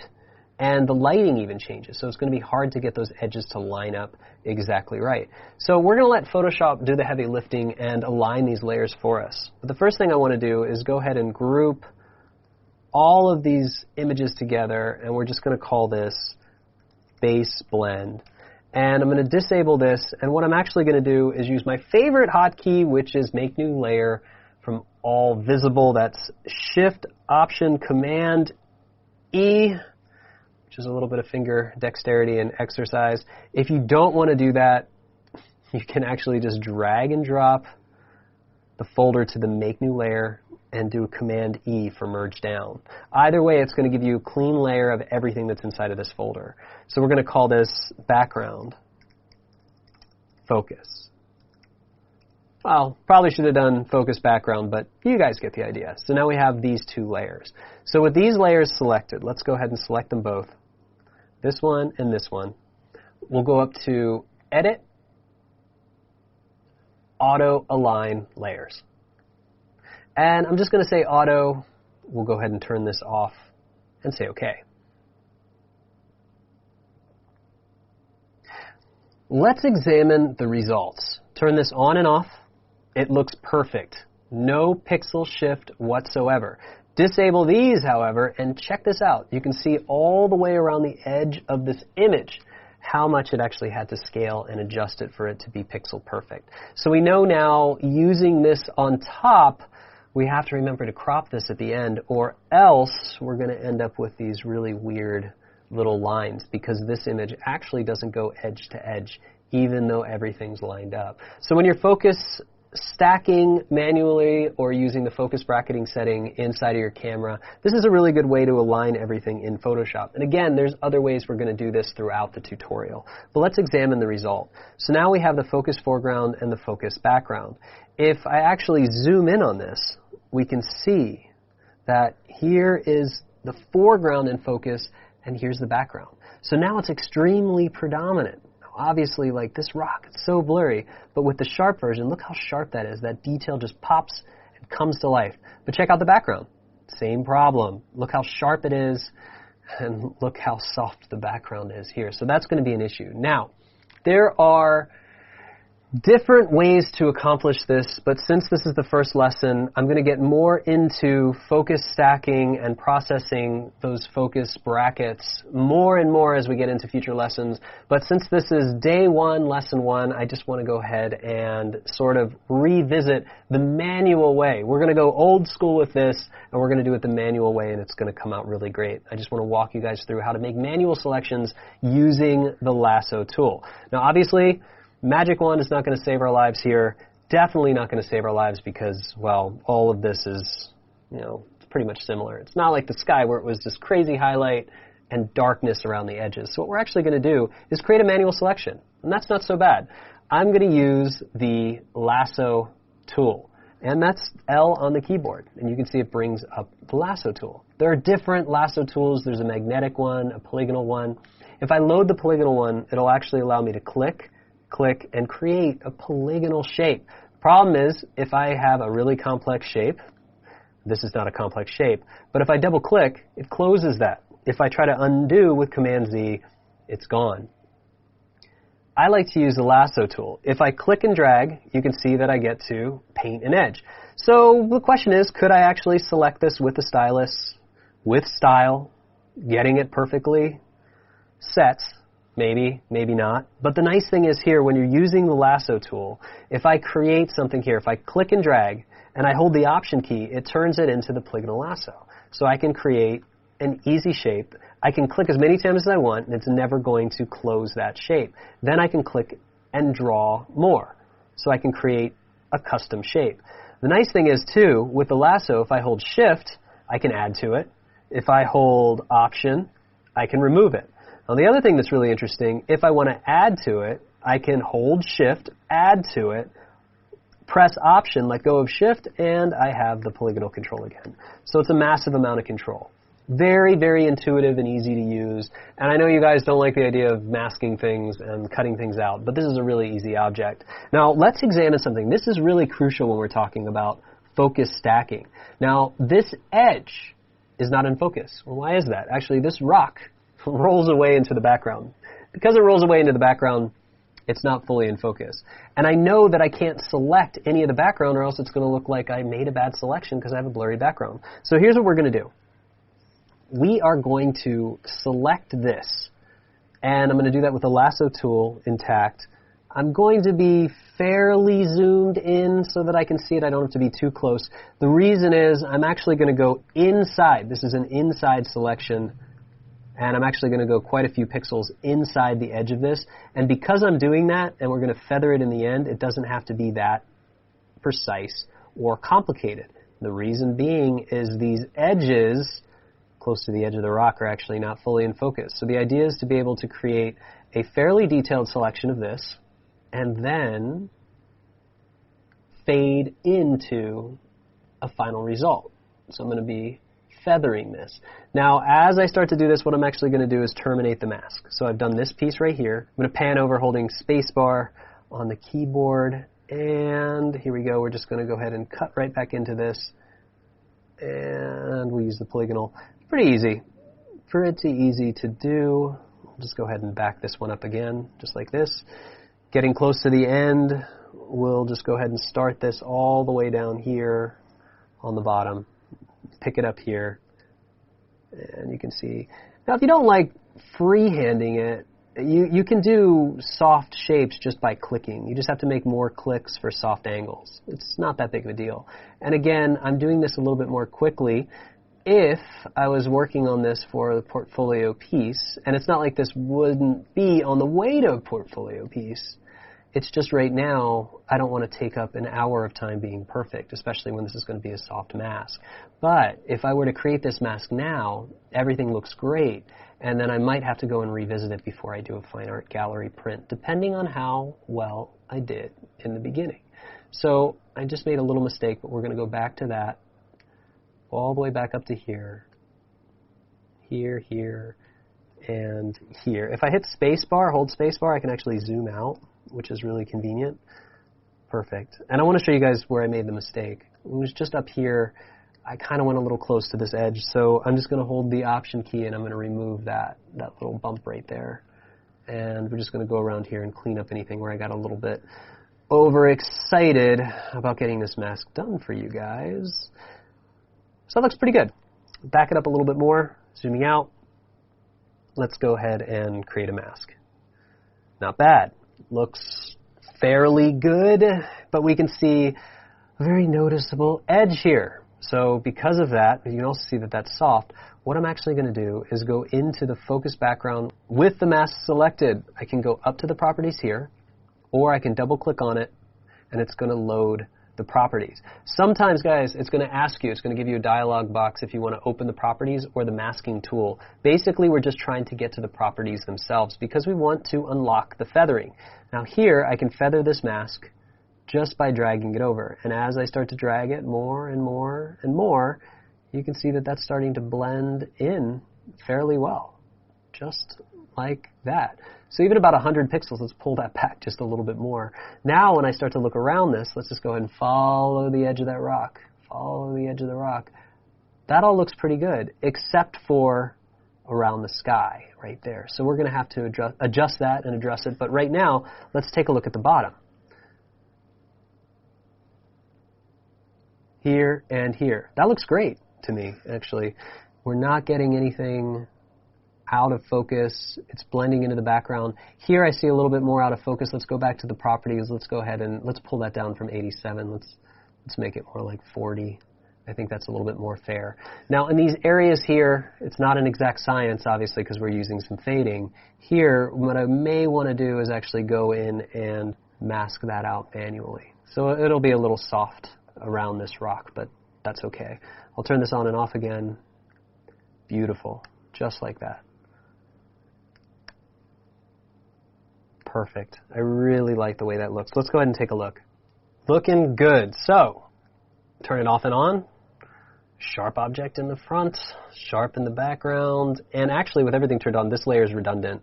This was just sort of for placement only or FPO. I'm just going to go ahead and throw that away and save it so I can cut down on the file size just a little bit. Now that everything's starting to come together, let's go ahead and address the cleanup portion of this image. First of all, let's address something interesting. So you can see I have a little bit of sky up here. I don't like that. I really want to get rid of it. So what I'm actually going to do is just either paint it out or scale it out. And I'm going to show you guys how this works. Remember that hotkey for create new layer out of every single thing you've done so far? Shift, Option, Command, E. We have a fresh layer. So with a fresh layer here, I'm just going to leave it unnamed. I can do a few things. I can go to the heel brush, set to content aware, and I can probably just paint over this and say, you know what, let's go ahead and add something. And it's pretty close. You can see this dark area is going into this light area is a bit funny. I could probably do that here too, and it's going to get rid of that. But I like to do something else. Now, this is a very top-heavy image. If it was cropped a little bit more, we could get rid of some of this. And to be honest, the nice part of this rock is here, this shape, that there. Not up here. It's not so nice. So with this layer selected, what I'm going to do instead of painting in that area, I'm going to get rid of some of this rock by dragging a selection just about to here. I'm going to create a new layer with the selection with Command J. And I'm going to transform this layer with Command T. So rather than painting in this area, I can actually just transform this little piece of rock just like that. And if I hit the return key or enter, you can see I have here to here. Now I don't need these on 2 layers, so Command E will merge down into the original layer. So far so good. Now let's zoom in a little bit. Let's get to the really detailed stuff. I really think that the content-aware tool, especially the heel brush, does a really good job when you're doing wires or anything that's out of place like that line right there. And yes, it actually did a pretty good job. So if we bounce that over to this side, did the same thing. Yeah, it's doing a pretty good job. But let's zoom back out. Now what we need to do is really address if there's anything that's distracting in this image. And for me, it's these darker objects up here. Let's just go ahead and see if we can get rid of those with a content aware. That looks pretty good.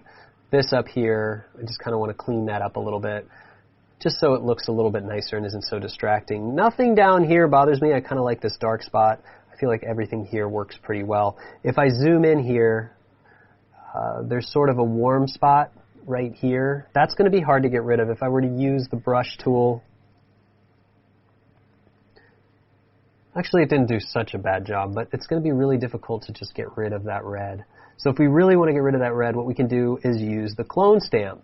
And I'm not going to get too much into the details of how the clone stamp functions. We're going to be using this a lot in this tutorial. But essentially, I'm going to use a really low flow. It allows you to take one portion of an image by option clicking it and then basically cloning it in. That's why they call it the clone stamp. So obviously we don't want another weird spire there, but what I can do is grab simple detail. If I zoom in here, simple detail here by holding option, and then I can actually put that detail in over top. And I'm not trying to put 100% of that detail in. I'm just trying to get rid of that red spot. So you can see here to here works pretty well. So it's just going to lighten up that red spot and not draw the eye to it. That's all.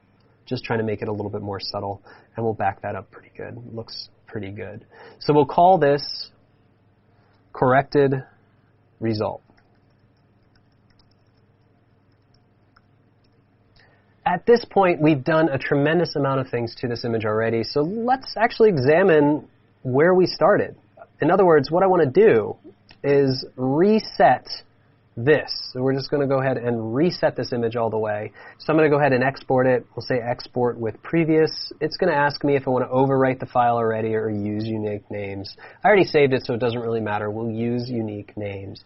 Select all, copy, close, and paste, but we're actually going to put this on the bottom of the image. So here's the before, and here's the after so far. Pretty nice. We've gone pretty far, but it still needs a little bit more. So I'm going to duplicate this, and we're actually going to enter the Adobe Camera Raw filter. So now that I've put all of this together, we've blended these different stages, highlights and shadows together, we put texture from the sky, and then we also added the focused version of the foreground element. Now what we're going to do is go back into Adobe Style Tools here. These are the same edits that you get inside of Adobe Lightroom, and we're just going to make some adjustments and sort of marry all of this together. So the first thing I'm going to do is bring the exposure up.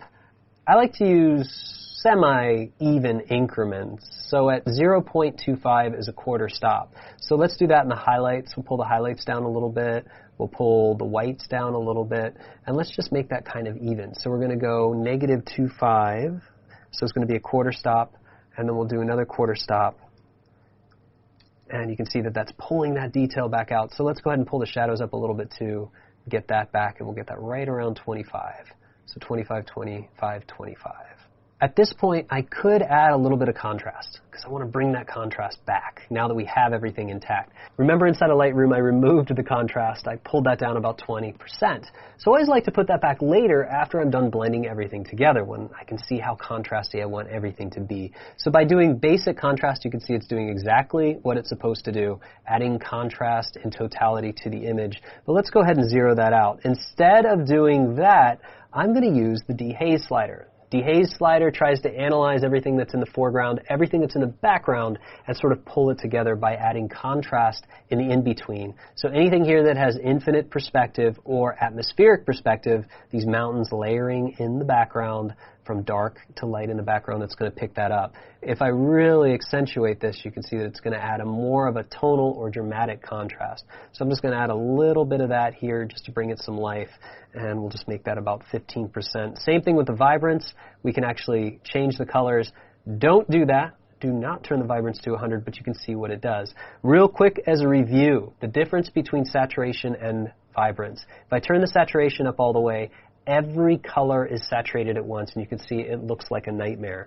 But if I do the same thing with vibrance, you can see that it's a little bit more subtle. The way that vibrance works, it kind of works with everything in between. So rather than just taking all the spectrums, moving them all the way over to the right, oversaturating every color, it tends to work in between those colors. So if it seemed like saturation just ramps up all the blues evenly, what vibrance does is it says, you know what, there's more than one value of blue, let's go ahead and adjust those two. So you get a lot of micro variation between saturation levels. So just bringing this up a little bit, 15 or 20%, gives you a more saturated and vivid result. So something just like that, it's going to be a subtle difference, but it's bringing it all back to life. And when you put a lot of things together, it's nice to be able to do this because it puts a color correction on top of everything that you've already put together. Not going to change the temperature. I feel like the white balance is perfect. We'll say OK. I'm going to name this ACRF for Adobe Camera Raw Filter. And we're going to go ahead and save this in the background and just take a look at before and after. So it's really starting to bring this to life. You can see that dehaze helped bring in some of those blues again in the sky. Well, there are a lot of other things that we can do, pulling and pushing contrast or maybe some colors in the foreground and things like that. But this lesson is already getting way too long, and there are so many more lessons in this tutorial where I want to cover additional topics. So let's just go ahead and introduce something that's really fun, especially when you're dealing with light rolling over objects, around rocks, grass, different things like that. And that's a dodge and burn technique. So we're going to use the classic dodge and burn technique here, and that's going to require us to create a new layer. If I create a new layer, guess what? I get a new layer. It's not interesting at all. Let's go ahead and undo that. If I hold Option, click on the Create New Layer, it gives me the dialog box. And I can call this dodge/burn. I can also change the blending mode, and I'll explain how this works in just a moment. I'm going to set it to overlay. When I set it to overlay, it's going to ask me if I want to fill it with 50% gray. I'm going to say yes, click OK, and nothing happens. The reason is, with overlay, anything that's 50% gray is completely invisible. Anything that moves into the spectrum from 51% to 100% white will actually dodge, in other words, lighten what's underneath it.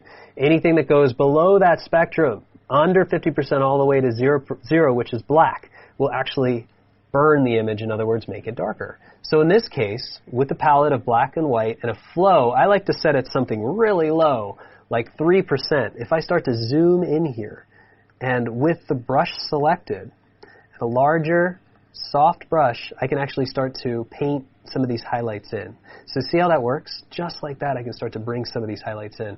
And I accidentally changed the flow to 10, so I'm going to go back to 2%. Again, I'm heavy-handed on my settings. I like to push really hard and destroy these nibs really fast. So let's just go ahead and see that. See how subtly we can start to bring in that light very nicely here, very easily. And if I turn this on and off, you can see what I get. So what I really want to do here is, you know what? These highlights are perfect. They're coming right over the rock like they're supposed to. But what I want to do is accentuate more of this. I want more of this rock to be highlight. Almost like the light itself is crawling over the rock rather than just hitting those highlights. And it's going to bring more of this literally into light, which is really nice. I'm just going to go around here. This looks like sort of a vignette, so what I'm going to do is get rid of that. I'm just going to paint white on top of that dodge and burn layer and sort of really bring these highlights in. Really start to bring these highlights, accentuate them, make them a little bit more dramatic. It's really nice. I can go here on the right side. And also, if we zoom back a little bit, I can do a little bit here. You can see I can start to sort of push and pull some of this detail, but I feel like this is already reaching the peak of its highlight. If I start to do more, it's just going to blow it out.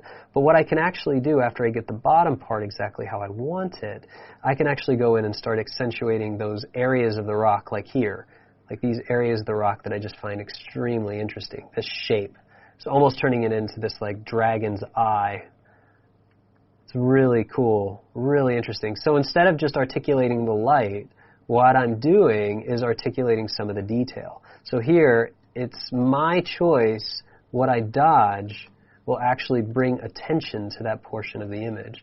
So this is also a very artistic process because we're literally painting with light. Now in a similar way, if I hit X, turn the palette to black, I could darken areas too.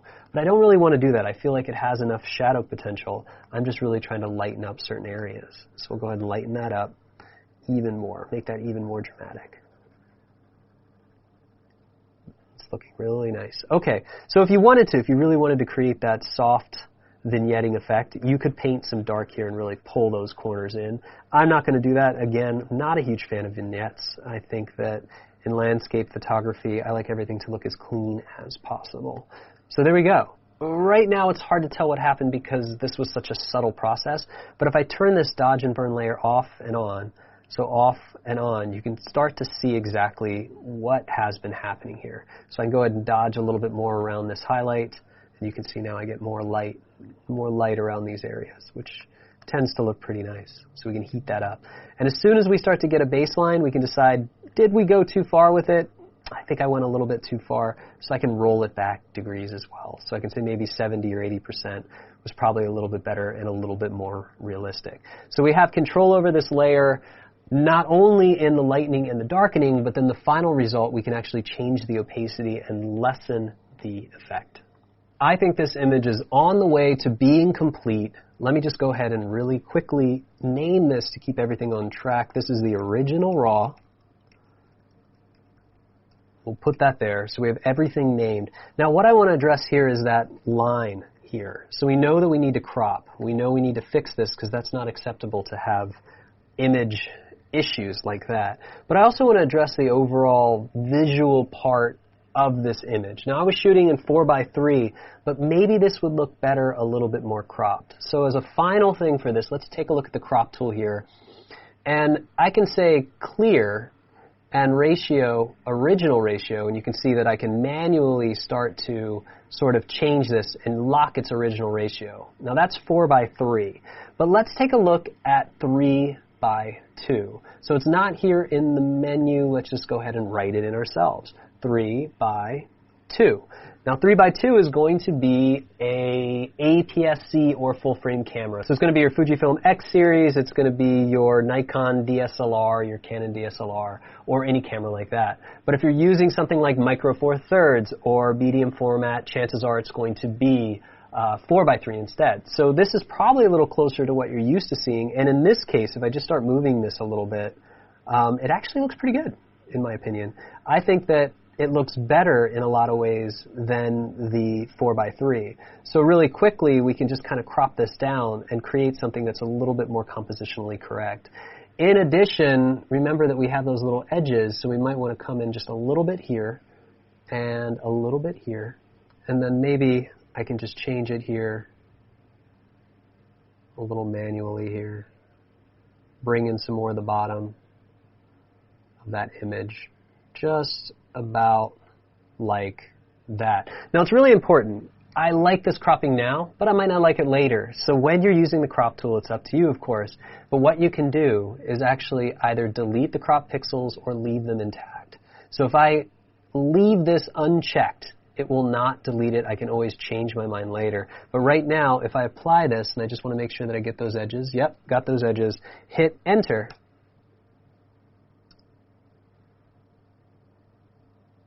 It'll run through the crop, but it will not delete the pixel, so it can always change my mind later. But right now we've gotten rid of those edges and cropped in a little bit and changed the interest of this image and made it a little bit more compositionally balanced. This image is looking really nice, but let's go ahead and take a look at how we started. Where did we start from this image? Let's go ahead and expand everything. We started with the original RAW. That's straight out of camera. Then we made Lightroom adjustments from here to here. The next thing we did is we addressed the highlights. So it gave us a really nice starburst and a blending point for the sky. The next thing we did, though, is we brought in the clean image. So you can see we got rid of all of those issues that we had from shooting into the sun. And then using this as a base, we actually brought in a little bit more color and texture from the sky. From there, we brought in the focused version, masked it in manually.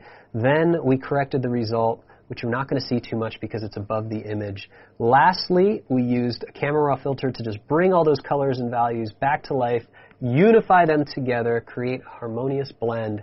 And the last thing that we did is created a dodge and burn layer just to give it a little bit more life. So at the beginning, we started with this, and in a short amount of time, we went from here to here.